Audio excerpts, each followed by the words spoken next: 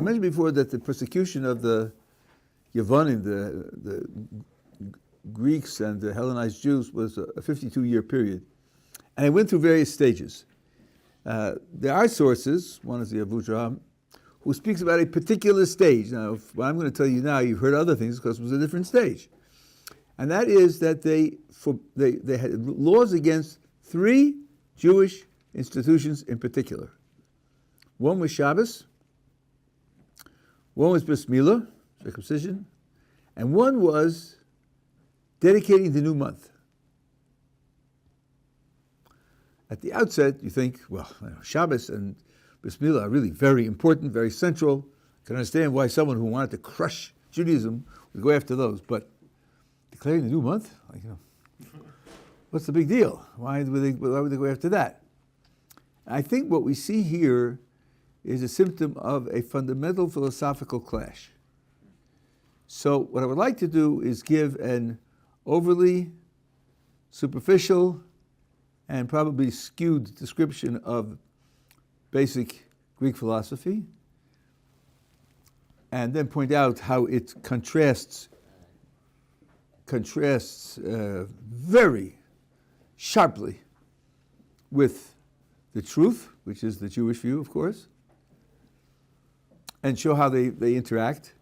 And then at the end, I want to point out that to conceive of the clash as a clash of philosophies, that their philosophy is false and our philosophy is true, may hide a deeper reality. It may be, although correct and important, in a certain sense it might be superficial. And with that, Mir Hashem, I will end today.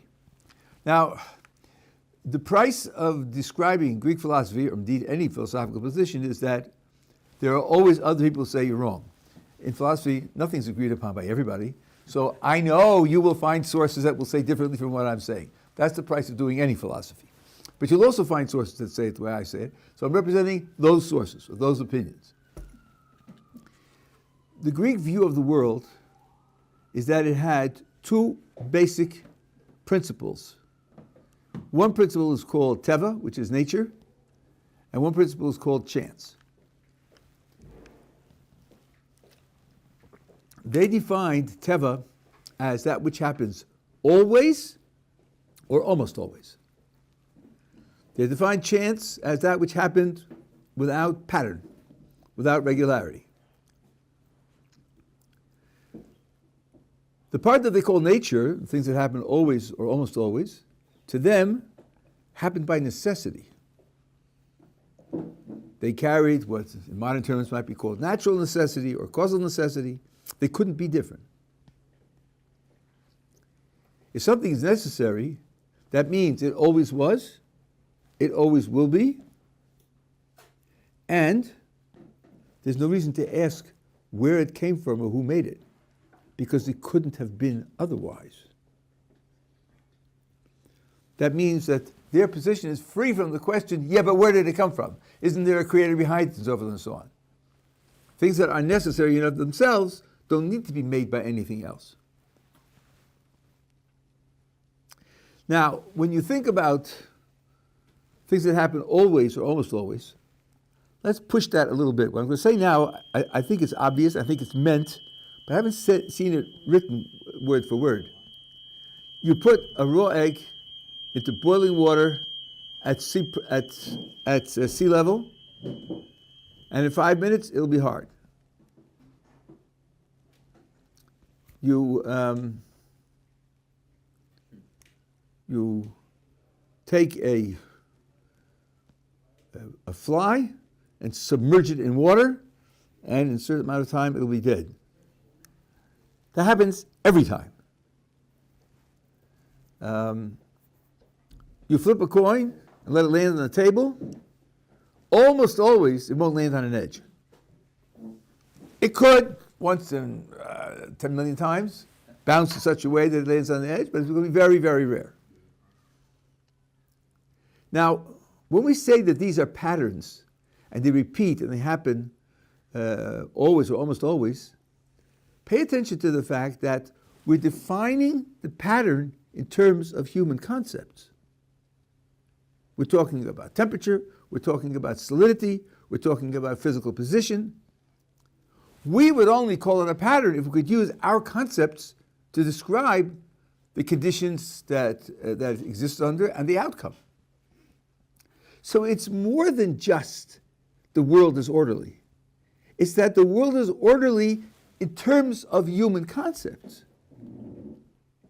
So this leads to an extra reflection that the world has in it something like a mind, because what's ever responsible for heating raw eggs to a certain amount, making them go from liquid to solid, it does it in terms of liquid, solid, and heat, which are human concepts. That's the expression of a mind. So not only does nature have order in it, but it has a mind behind the order. This mind behind the order is part of nature. It's not something external to nature. It's a feature of nature. Just like wings of birds are a feature of nature, or the fact that soil supports plant life is a feature of nature, so these orderly expressions of concepts is a feature of nature.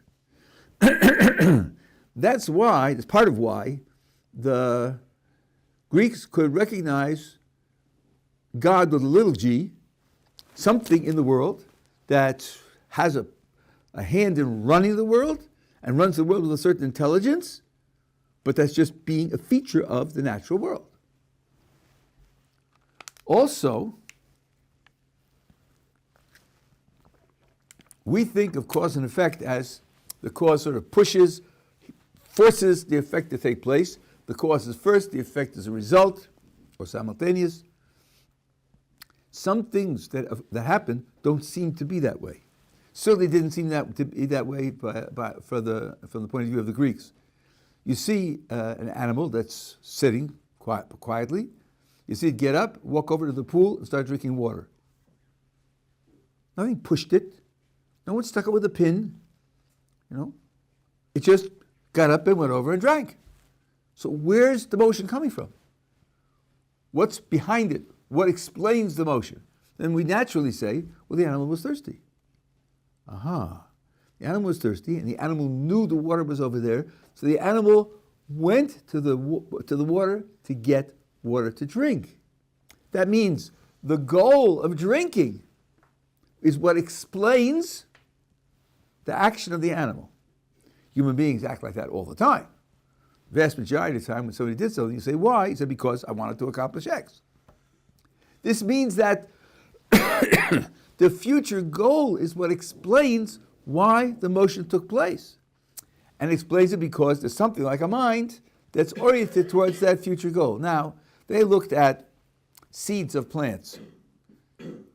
You have a pocket full of seeds from various plants. There are minor differences between them, but you look at the seeds, you have no clue what's going to grow from them. Why does this seed grow into a sunflower, and this seed grows into peanuts, and that seed grows into an oak tree? Because built into them is this development towards the end, which is their identity.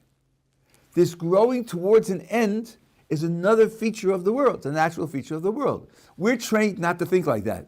Long before being woke, there was, 300 years ago, was the idea, don't appeal to final causes. Just appeal to efficient causes. Look for something pushing. And if you didn't find something pushing, you said, well, we'll find one. But we're not going there. We're not going where the ancients did. Thomas Nagel wants to go back to that. One of the greatest philosophers in the world at the present time. So, not only do acorns grow into oaks, and do animals act so as to get to the things that they need, but the world as a whole is developing in certain ways towards a goal that the world is growing in that direction, and that developing towards a goal is another sign of mind in the world. But this is all mind in the world. So that everything that happens in the world is certainly not the result of or under the control of anything outside of the world. And the laws of nature, 100% or vast majority of time, which are expressions of concepts, are the result of a mindedness in nature and teleological, going towards a goal, is a part of something of the mind in nature. And consistent with that, in addition to that, there are things that have no order at all. There's no by chance. For example, the fact that this person makes a lot of money, that person makes less money, this person dies at the age of 106, this person dies at the age of 88, this person dies at the age of 44. There's no rule to that, there's no regularity to that. And that being the case, it's a matter of chance. It's totally out of control, totally random. Now, this division of the world into the natural, where the natural is necessary, couldn't be otherwise than what it is, so it's locked in, versus things that are random, disordered, uncontrolled, those two features together chase divine providence out of the world entirely. There's no room for divine activity whatsoever. Because according to, the Rambam actually says this, according to the Greeks, the God with a little g, the mind in the universe, the mind in nature, can't do it any other way. Things are going to fall, solid things are going to fall down, and fire is going to go up. That's because it's necessary to be that way.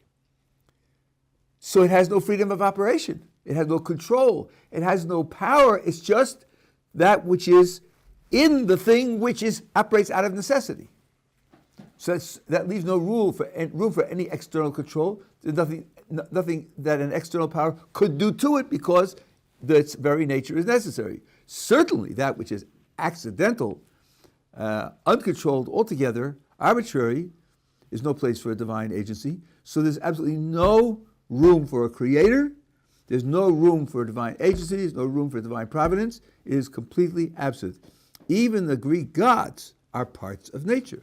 Greek gods are basically personifications of natural forces, whether it's the sun, or the moon, or the sea, or the wind, or the lightning, or whatever you like. And those are also parts of nature. Yeah. Do they deny the miracles that happened to the Jews?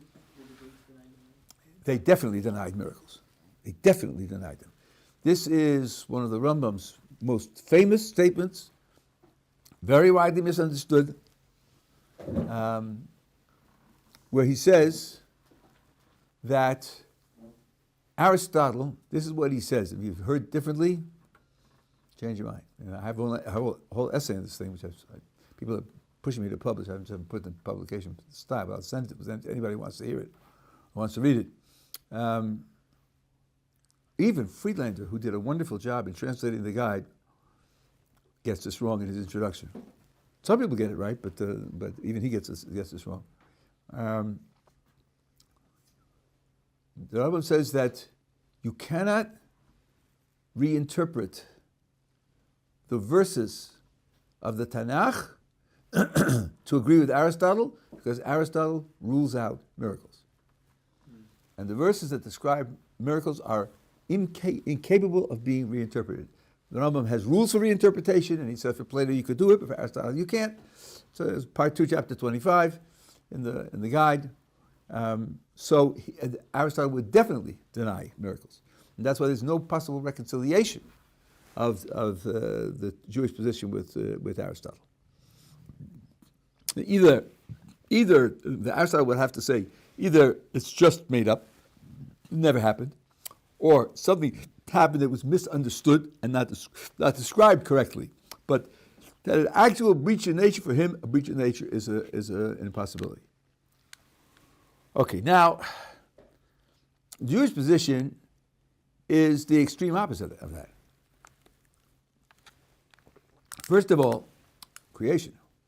So, the power that's responsible for all existence transcends nature. And in fact, it creates nature, so-called. So even if you believed that there were laws of nature, even if you believed that in some sense they're necessary, but they don't stand alone, since they don't stand alone, they could have been different because they're only created. Since they don't stand alone, now I'm coming to your point, even though the laws operate, they can be interfered with by a higher power. The one who creates them can also cause violations of them, which would mean the vast majority of time, the laws operate, and they do what they do, and they do it in a way that, under those circumstances, when they're not interrupted with, when they're not interfered with, this is the way they will operate. But since there's a creator, miracles, they say breaches in these laws can take place. By the way, Lahavdil, a very, very great contemporary philosopher named Alvin Plantinga, who was a very religious Christian, makes a very interesting point in one of his books, in his book on science of religion, where he talks about the idea that does religion require you to tolerate breaches in the laws of nature according to science? And he makes the following very clever point. If you look in a science book, look for a law, you will find that every law stays stated as follows. In a closed system, in an undisturbed system, this and this will happen. Because of course, if you're studying some phenomenon and there are influences from the outside, then it's very hard to predict what will happen. The influences could change it in various ways. So you always talk about closed systems. Conservation of mass energy. In a closed system, if you start a process and you measure the mass energy, and then you go through the process, and at the end you measure the mass energy, it'll always be the same. But that's because you assume that nothing comes in and nothing leaks out. Otherwise you wouldn't be able to predict what it would be. So if all the laws are stated for closed systems, that means that to say the laws are absolute means you have to assume that you're dealing with a closed system. If you're talking about miracles in the world, you'd have to assume that the world is a closed system. So he asks, find me a science book that says we hold that the universe is a closed system. Find me one. Find me what the reason is. How would they conclude that? How would they conclude that nothing gets in or out of the universe as a whole? That's a large project. Have they searched everywhere? Have they managed everything? And so we're talking about this. I'll just take a couple of minutes to expatiate on it a little bit. As a matter of fact, this idea that the universe is a closed system wasn't always accepted. Indeed, from about 1928 until 1965, there was something called the steady state theory. You can look this up, which held that new matter is coming into existence out of nothing throughout the universe all the time. That's pretty bold. That's pretty, brash. The reason they did it was because the alternative was to recognize a beginning, the Big Bang Theory, and that's worse. Because, as Stephen Hawking writes in A Brief History of Time, a beginning smacks of a creator. We don't want that. Well, I'd rather have the steady state theory, which requires new stuff coming into the universe out of nothing all the time. So it wasn't a closed system.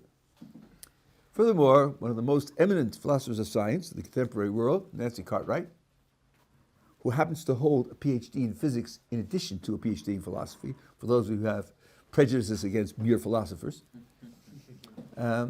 says she described a laboratory as what she calls a nomological machine. A laboratory is a place where you create laws of nature, because you only test them in laboratories. So strictly speaking, you only know they work in laboratories. You don't know they work on the street. You didn't test them on the street. Well, it's too complicated to test them on the street. Okay, I hear that. So then just be cautious and accurate in explaining what you have demonstrated. You've demonstrated that in laboratories, this is what happens. But don't generalize to the street. She says, I'm an empiricist. I'll tell you what I've tested. I'll tell you what I've observed and measured. And I'm not going to tell you about other things that I haven't observed and measured. So the idea that we have to appeal to breaking laws of nature is not correct. Because from our point of view, the universe isn't a closed system. There's influence coming into the universe from the outside all the time. So we don't say that the laws of nature are false or have exceptions. We say that the conditions that describe the law don't apply. Because in the law, you have to assume that you're dealing with a closed system. Okay, so that means that the opposition between us and the Greeks is absolute. They say there's absolutely no divine influence, and we say, I haven't quite finished that yet, that divine influence is felt everywhere. Now, when we talk about nature, there is a view, it's the words that I just described.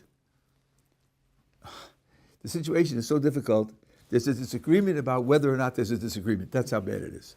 Right? There's a view that you hear that there are laws of nature, and the laws of nature are operating, and so to speak, in a flippant way, so most of the time God is on vacation, and from time to time he stirs the soup. From time to time he makes something happen, the rest of the time it happens all by itself. I don't think anybody holds that. I don't think anybody holds that. Certainly not the Kabbalists like the Nachmanides, but even the so-called philosophers like Maimonides don't hold that. I'm in the middle of writing a book on the subject. Now, there's too many sources in the general tradition which demand the idea of constant divine activity to say that God created the laws of nature and then went on vacation. Maimonides writes that there's divine energy coming into the world always, and were it to stop, the whole universe would cease to exist. That doesn't sound like he's on vacation. The very existence of things requires constant divine activity. Furthermore, I'll just give you two little examples, then I'll go on to the general. Maimonides says in the guide, in the philosophical guide, written for philosophers, that every pleasure that you experience, including the slightest pleasure, is reward for doing a mitzvah, and every pain that you suffer is punishment for doing an avera. Every pleasure and every pain. That certainly doesn't sound like God is on vacation. Sounds like he's calculating everything that happens to you and calculating it against your past history and making sure that everything fits. So that simply is a picture that no one accepts. So now we'll come to what the Avudraham said, that there was a period in the Hellenistic persecution where they outlawed specifically Shabbos and Bris Milah, circumcision, and the creating the beginning of the new month. I think the explanation for that choice is everything else in Judaism could be reinterpreted in natural terms, in nature terms. All the holidays, all the laws could be reinterpreted in nature terms, not these three. Let's take a look. Shavuos. Shavuos, our God told us what he wants us to do. Well, the Greeks had gods, and the Greeks told them, their gods told them what to do. They had oracles, they had temples, they had ceremonies, they got messages from the gods. You want to celebrate the fact that your God communicated with you and gave you his plan for your lives? It's okay with us. You have dietary restrictions. I saw a book in which it was documented every ancient culture had dietary restrictions. Either the gods want you to do it, or there's something wrong with them, or there's certain spiritual forces in them. Okay, perfectly all right, no problem.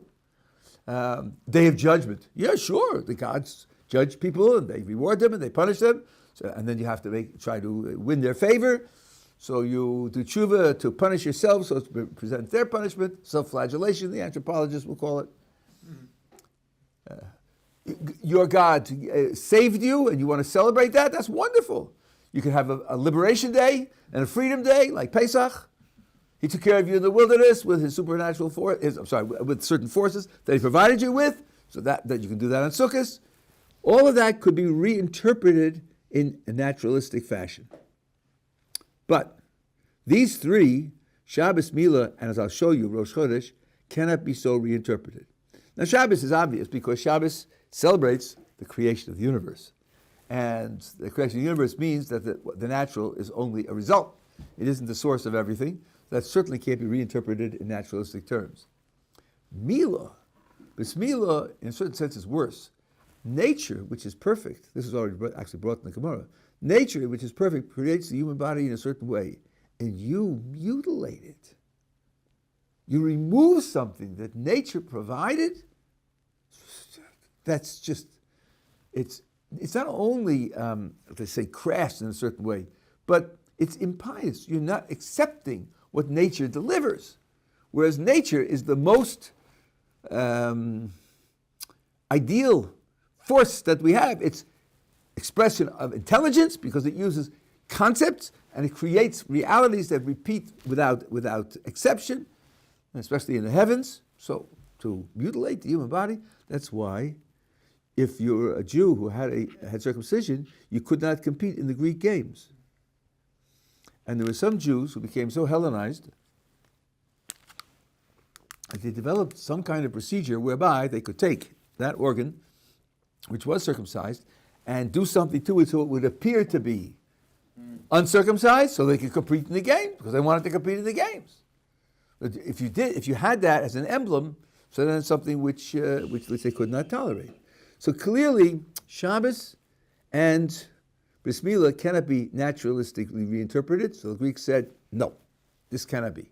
But what about the new month? Some of you are aware that the new month was declared on the basis of testimony. Seeing the moon.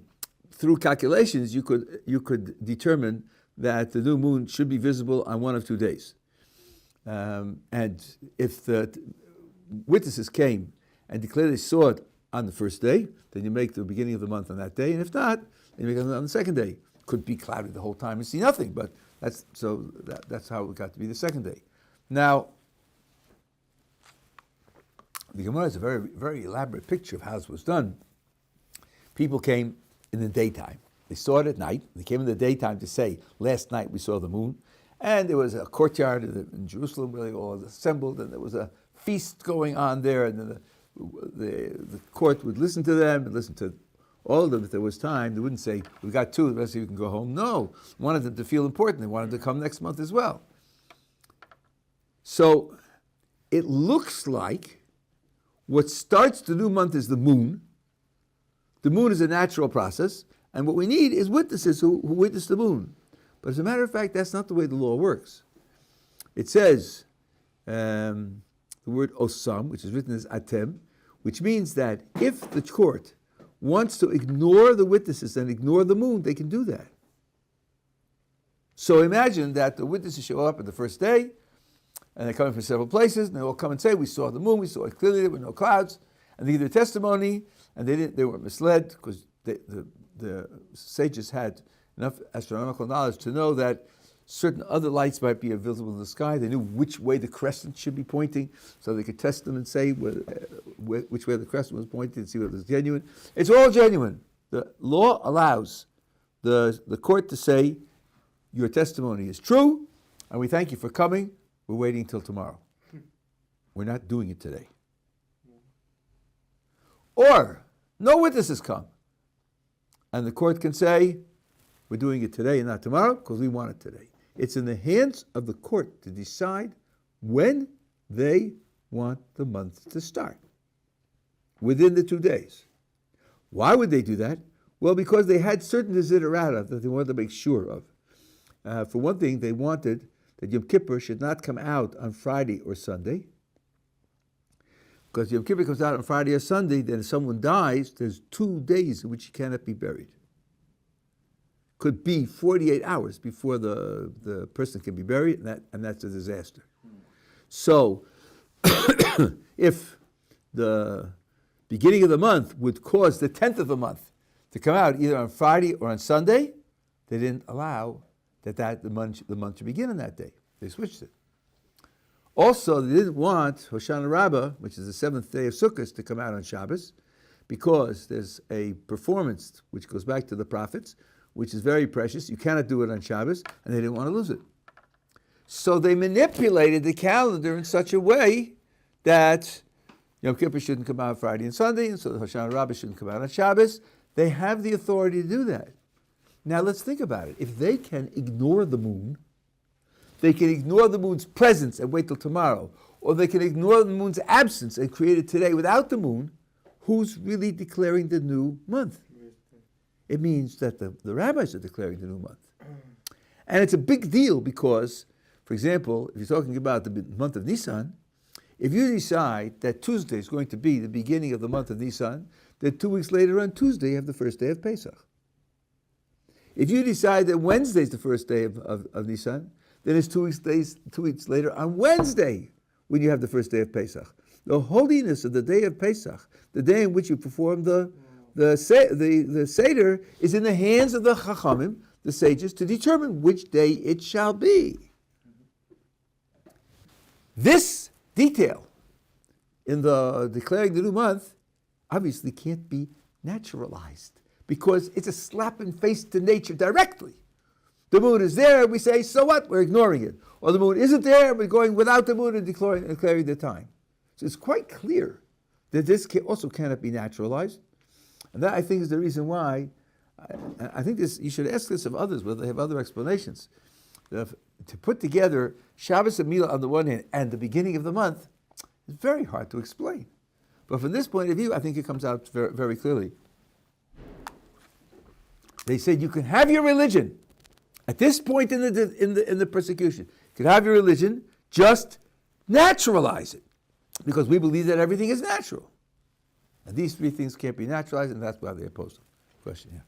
I might have missed this. I apologize if the Hellenist period, it was the same period as the Hashmonaim? Yeah, but as I said at the beginning, the Hellenistic persecution lasted for 52 years. And they went through various stages. And I'm talking about one stage.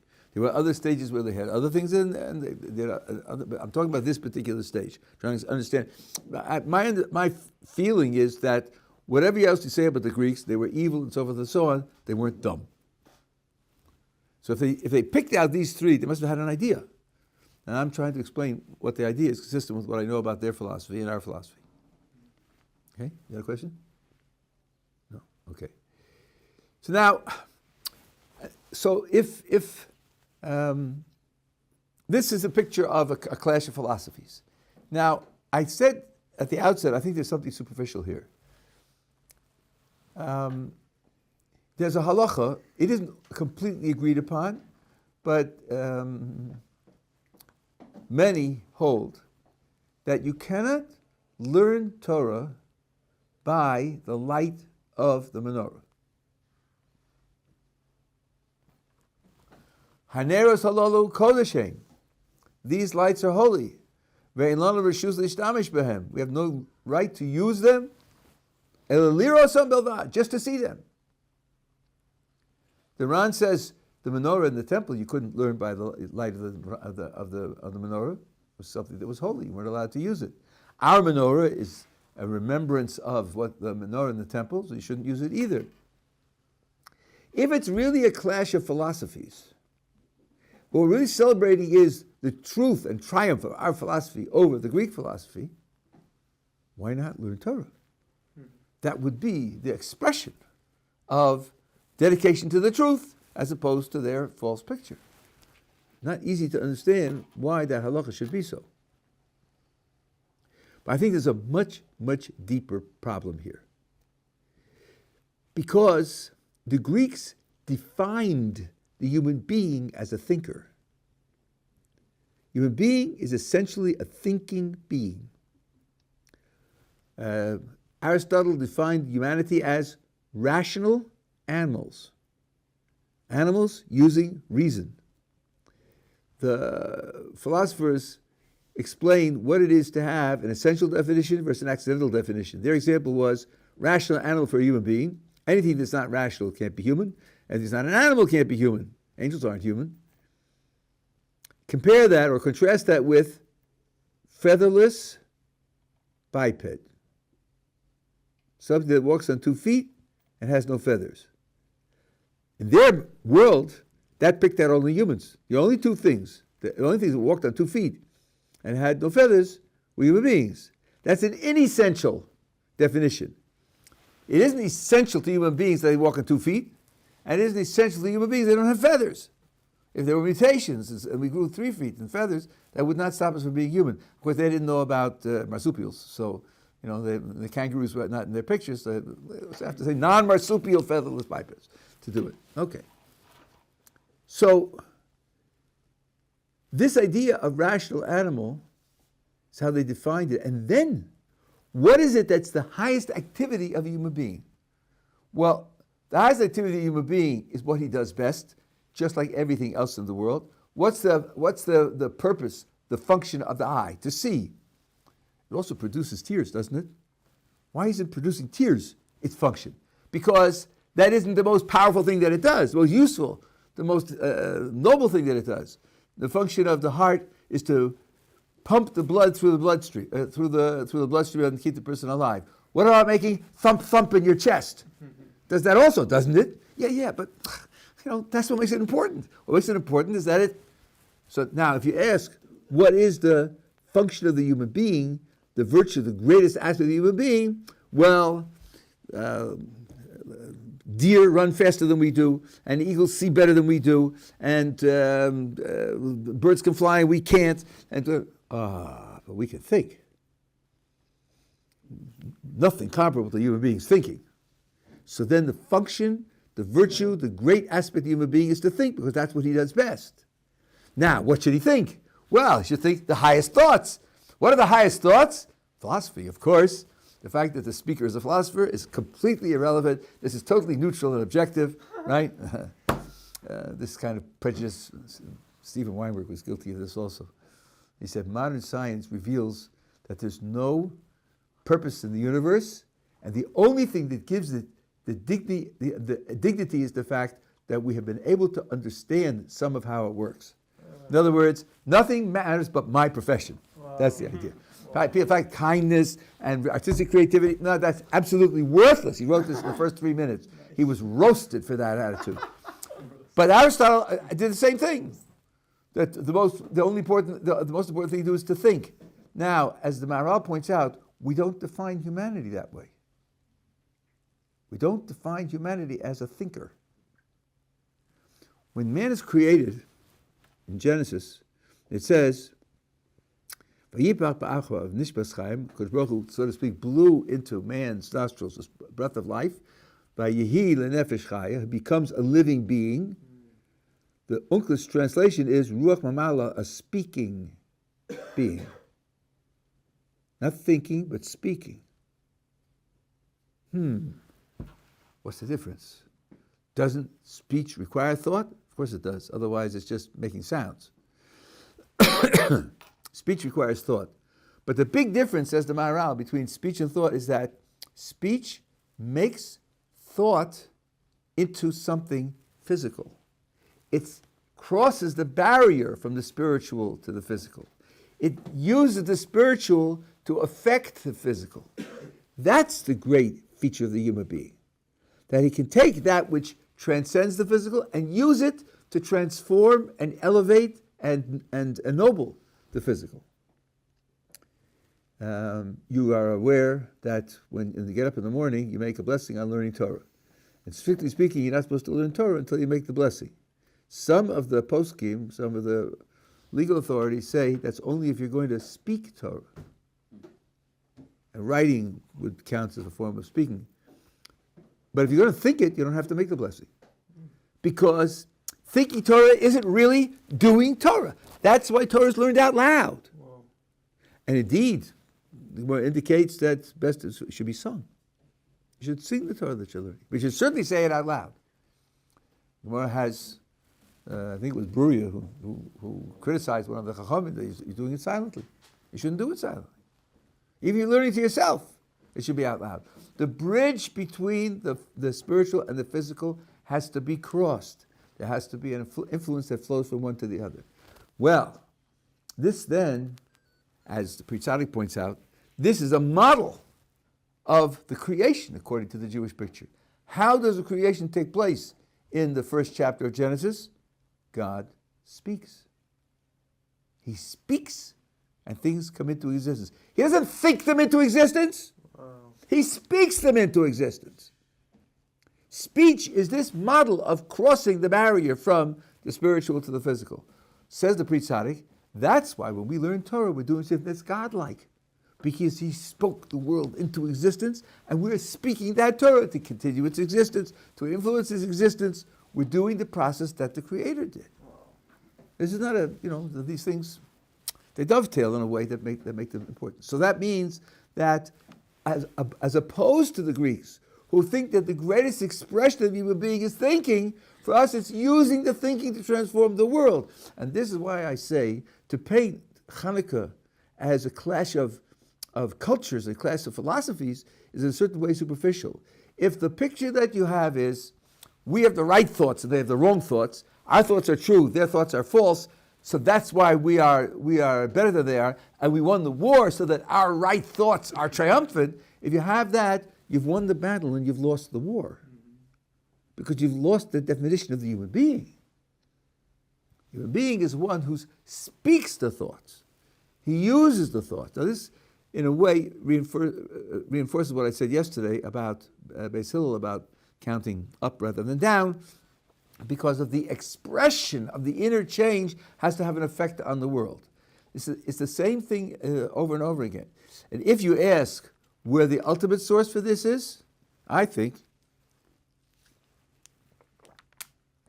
there are religions, I would call them cult-like religions, where people go off to the mountains, or they go live in caves, and they disconnect themselves from the things of this world altogether.